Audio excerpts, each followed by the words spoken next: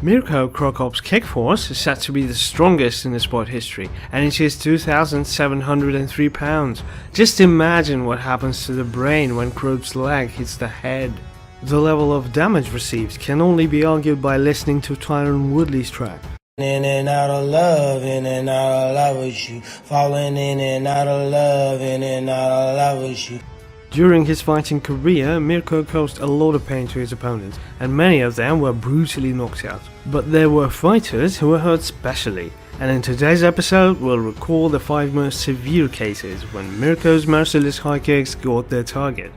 I arranged these knockouts in an order according to their severity in my opinion, but each of you can write your own top in the comments below the video and see if our options match. Now we are heading to 2014 Inoki Bombaye tournament. Not at all young 40-year-old Mirko came out for revenge and the first defense of the title against the Olympic judo champion Satoshi Ishii, who lost to Croat in his last fight but received an immediate rematch. Also, the fighters were connected by the fact that the Japanese had Croatian roots and at one time trained in Mirko's team in Zagreb, so fighters were very familiar. Mirko could end the fight in the first round, but his head kick whizzed past the target, and the Japanese fighter continued the battle. And a little later he transferred the Croat to the canvas, and from the guard a couple of times blasted with a pretty good elbow to Crocop. This is where the first round ended. The beginning of the second round, and Mirko invests in single strikes, but then Ishii shortens the distance and again moves Croat to the canvas. On the ground he had much more chances not to lose his head after a missed blow, especially since Ishii, like no one else, knew how hard Croat was hitting.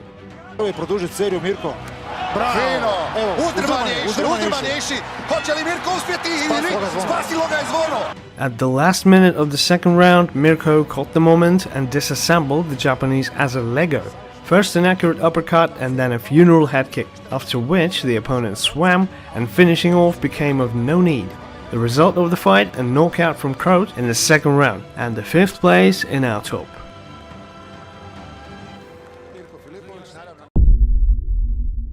Alexander Emelianenko, What are your thoughts on your opponent? Well, nothing much. I'm ready for the fight, and that's the most important thing. I'm in excellent shape and there's no need to be worried about. On the 4th place, I put the bout between Mirko and Alexander Emelianenko. I think everyone who is into MMA knows the background of this fight. The Croatian puncher destroyed everyone in his way and demanded a fight with the champion Fedor. But instead of the Last Emperor, he gets unexperienced younger brother, just like in Jean-Claude Van Damme's movies. And as Alexander himself said in an interview many years later, he went out to this fight knowing that he wasn't ready for Mirko and realizing that he would get a kick in the head and fall asleep. Emelianenko, but when you interviewed him, boss, he was nonplussed about the situation. This is Crocop. yeah. There it is! The trademark left kick, and it's over! Just like that! Alexander showed himself well in this battle, but only until the moment he received the same left funeral. It was a crazy knockout from Croat already at the 2nd minute of the fight that took the 4th place in my top, and also gave a little drama for the future, the most anticipated confrontation in the history of Pride, a real clash of 2 super titans.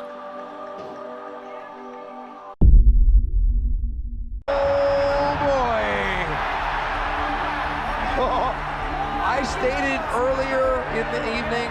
Championships, and right away Drake stopped the presses. The world middleweight champion. On the 3rd place we have Mirko's fight against another legend and the most dominant Pride champion, Wandalay Silva. The fight took place on September 10, 2006, and it was Mirko's birthday, who became 32 years old. This is the semi-final of the Grand Prix in the open weight, and the fight against Silva was a revenge, since 4 years ago they had already met and the fight ended in a draw. Because of the initial agreement, according to which it was possible to win only ahead of time. The battle begins and Silva wasted no time deciding to quickly cut Mirko's head off, but soon he's already on his back and suffers a hail of blows from Croatian. This is wild country. You can see Silva's got. Oh no! He got dropped! He got dropped! After knockdown, the Brazilian survives under the fire, but seems to come to his senses and even tries to fight back while lying on his back. The referee stops the fight and doctors do some magic on Silva's face, which is quite swollen from the missed punches. But Silva is too tough to give up so easily.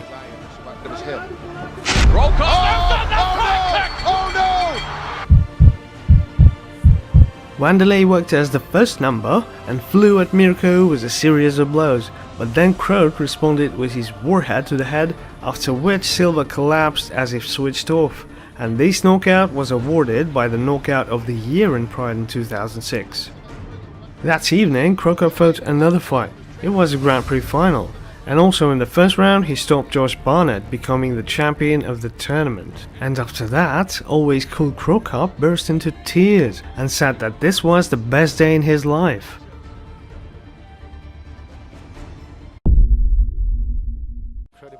I gave the second place to the confrontation between Crocop and Alberto Rodriguez, better known as Dos Caras Jr. This fight took place on October 5th, 2003, and by that time Mirko hadn't yet had defeats, and the hereditary Mexican pro wrestler with a good wrestling base decided to put his name into history by becoming the one who could stop the merciless Croat. So it was all like a clash between Thanos and Captain America, but the smokers won. Dos Caras fluttered like a butterfly and even tried to sting with single blows, and Mirko calmly waited for the moment, like a first-class sniper, for one accurate shot to the head.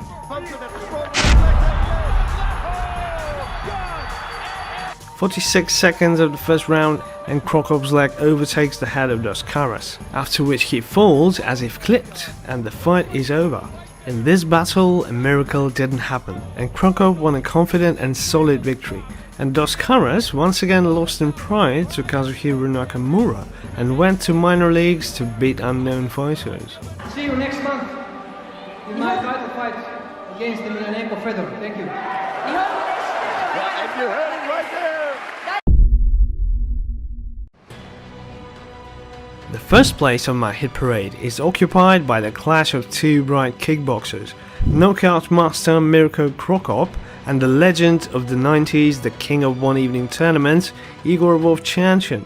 Mirko at that time was undefeated in MMA, and before this fight he removed Heath Herring from his path. As for Igor, in his career defeats began to occur more and more often, and he lost his last two fights in Pride to the same Herring and Rampage Jackson, and his overall statistics were 51 wins and 7 defeats. I did talk to Mark Coleman about how to take him down. A slow start and Mirko fires the first one that flies past Igor's head, and now there's a high kick from Shevchenko which reaches the goal, but Croat is not shaken.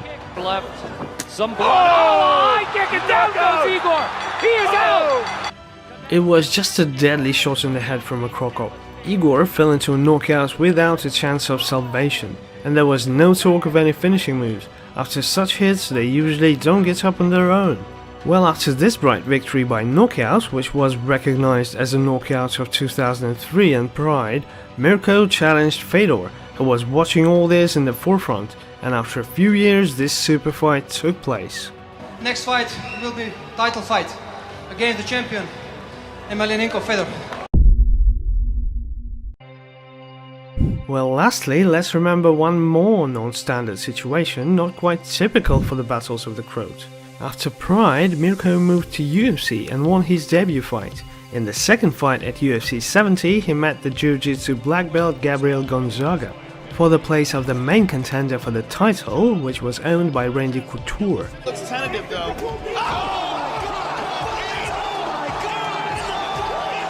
In this fight, everything turned out to be exactly the opposite, and Mirko himself flew into a brutal knockout from the Brazilian's high kick.